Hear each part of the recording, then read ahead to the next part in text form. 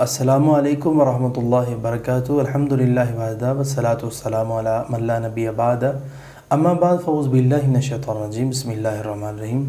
ناظرین، دولت کے لیے، رزق کے لیے، مال کے لیے ایک میں وظیفہ قرآن مجید سے صرف اس کے 3-4 لفظ ہیں، وہ میں آپ کے سامنے رکھنے لگا ہوں۔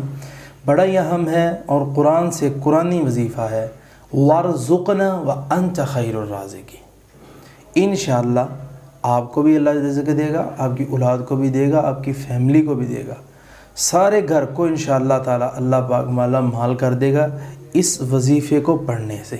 لیکن شرط اس کے ساتھ یہی ہے کہ آپ شروع میں درود ابراہیم پڑھیں، اللہم صلی علی محمد وعلی آل محمد، درود ابراہیم یہ والا درود آپ پڑھیں، اور درود پڑھ کے یہ وظیفہ پڑھیں، وارزقنا، اللہ ہمیں رزق دے، وانت خیر الرازقین، تو بہترین رزق دینے والا ہے۔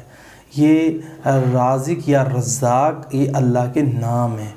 اس کے اندر دیکھیں کتنی شاندار دعا ہے کہ اللہ کے نام بھی آ گئے اور دعا بھی آ گئی، اور دعا بھی جمع کے صیغے کے ساتھ، وارزقنا، اللہ ہم سب کو رزق دے، فیملی کو، گھر بار کو، اللہ گھر والوں کو، ہمارے ساتھ بیٹھنے والے کو، ہمارے ساتھ کاروبار کرنے والے کو، پارٹنرشپ کرنے والے کو، سب کو اللہ ہم سب کو رزق دے۔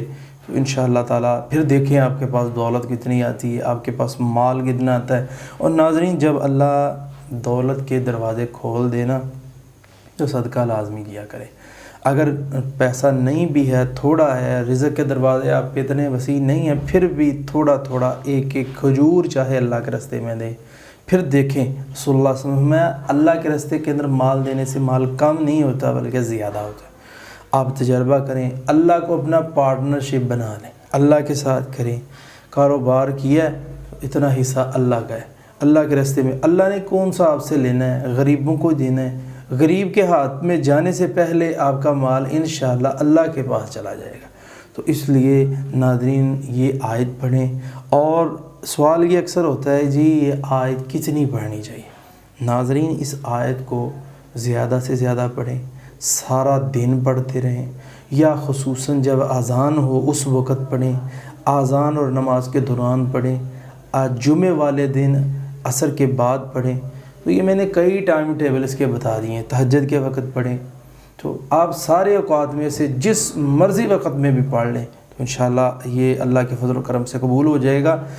کیونکہ رسول اللہ نے فرمایا جو اذان کے وقت عمل کرتا ہے جو بندہ، اس کی اللہ دعا قبول کرتا ہے، یعنی دعا کرتا ہے اس کی دعا قبول، اور یہ دعا ہے اذان اور نماز کے دوران بھی دعا قبول ہوتی ہے، جمعے والے دن عصر کے بعد ہوتی ہے، اور اذان اور جب بارش ہوتی ہے یا مرغا اذان دیتا ہے اس وقت آپ یہ دعا کریں، تہجد کے وقت کریں۔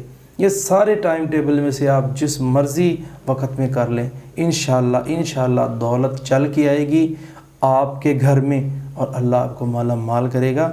اور اس کے ساتھ یہ بھی ذہن میں رکھ لیں، رزق ملے گا، رزق حلال ملے گا۔